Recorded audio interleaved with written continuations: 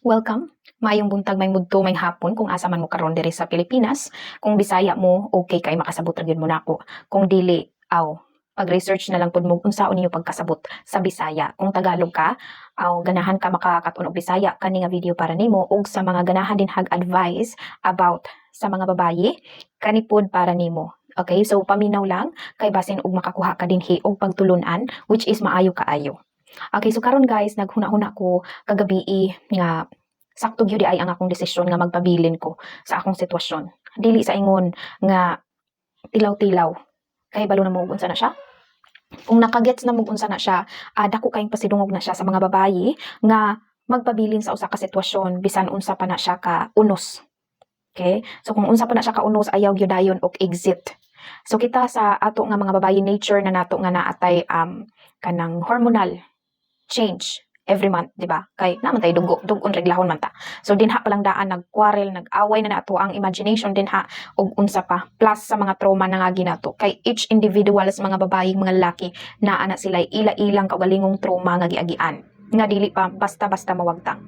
Like in relationship, friends, families, colleagues ug bisag unsa pa nga state sa kinabuhi. Ang ako lang ika-advise kaninyo guys nga inyo halang gyud padayunon ang inyong tumong ug tinguha. Ayaw ninyo gubada yun ang inyong kagalingon. Higugmaa inyong kagalingon kay maurag yun na ang inyong dangpanan sa ulahing mga adlaw. Wala na yun mo ilain guys. Ang mga tawo makaingon sila og I swear, I promise, ikaw ra gyud akong palanggaon, ikaw ra gyud akong higugmaon. Pero guys, the more ka ma-in love sa imong kaugalingon, the more dili ka mag-apas sa usa ka tawo, the more na siya mo pilit sa imuha. Sama sa akong sitwasyon karon, wala ni nako siya apsa guys. Siya mo'y niduol nako. Kay tungod sa iyang kaluoy nako, traumatized ko nga nagtubo, nagdako ko nga daghang trauma sa akong kaugalingon. Friends, family, trabaho, classmates sa una, mga childhood trauma nga hapit ko na rape, naatanan na pundo tanan, pero akong giduol guys ang akong kaugalingon sa Ginoo ug nagpasalamat kog dako sa Ginoo nga iya akong gipamata sa kamatuoran ug gipalakaw sa ako ang pagsalig sa Ginoo. Dili ni siya ingon og sama sa mga babayi nga usaray lupad or daghag lupad or pulag lubot ug unsa pa na ilahang i-label anang klasiha sa mga istorya. Kani para ni siya sa mga babayi nga nagtinarong sa kinabuhi, inosente sa kinabuhi, wala kahibalo sa kinabuhi, ug sa mga boys din ayaw ninyo intawag yaga-yagai ang mga babayi, maluoy taon mo. Kay kana sila parihara po na sila sa imong mama, imong igsuon nga babayi, parihara po na siya sa ilaha. Okay? Imuha lang irespeto siya, palanggaa siya sama sa pagpalangga sa imong kaugalingon. Ayaw dayon og pabutos imong kanyon. Maluoy ka. Okay, so dili man moingon ka og kanang mawala ra lagi ni ang tentasyon. Hala, dula-dulaan ra na ninyo, dili pwede na ingon dinha. Kay ang kalibutan guys gatuyok. Unya ang fire init kaayog imo na siyang dulaan, one agi ka. Holy guys, holy ang love. Love yourself first. Higugmaa sa imong kaugalingon. Anak ka makaingon nga tinuod gyud ay basta di ka maglupog or mag-apas sa usa ka tawo. Ang kana na gyud siya mooy mulupog ug moapas nimo. Okay? So padayon na ang imong tinguha sa kalibutan, focus sama sa diha puy isa ka friend nga matinud-anon kaayo din hiya. Sige ko niyang gi-advisean nga focus ka diha. Given na guys ang beauty, given na ang pagkamaayo, ang tanang mga wala na buhat sa ubang mga babayi, given na knowledge, power, wisdom, given na siya sa Ginoo. Apan makalimot gyud ta nga ang kaugalingon natong mental maoy atong importanteng hatagan og importansya sa kalibutan. Kay nga naman, tungod sa kadaghan na natong nahuna-hunaan, naglibog na ta. Di ba? Naglibog na ta kay nagtarong ta, pero bakit or ngano pamansyon nga naa man siya ingon ani nga mga tawo, which is makaingon ta nga Lord asa pamanggug ko nagkulang. Pero kung imong pakusgan ang imong pagtuo din ha kaniya guys, siya ra jud tawon ang maoy makapabuka sa imong mga mata. Kung gikapoy ka katulog pero ayaw give up sa imong sitwasyon.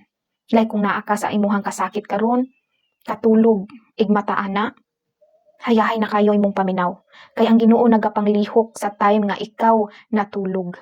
Siya ang nagpahiluna sa tanan nga wala mahiluna sa tawo kung ikaw matulog. Ayaw pud tulog nga way mata-mata.